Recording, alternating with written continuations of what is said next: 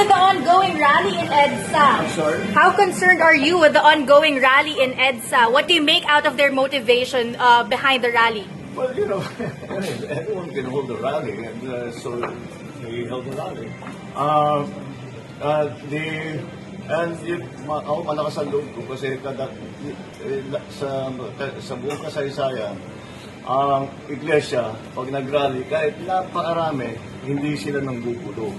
And that for me was the main concern that somebody might get hurt. Ang problema lang namin is that merong informasyon na siyempre merong mga mag-infiltrate, mag-agitate. Yun ang inaalala namin. Yung pinaka-importante sa amin, walang masaktan. Either tiga-iglesia or kung sino man na mapunta ron na manggulo. So let's just keep everything stable and peaceful.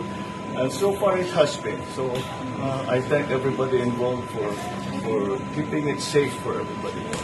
Sir, and your reaction to their allegation that your administration has been having a selective kind of justice daw po? They have their opinion. I believe they're wrong. Thank you, sir.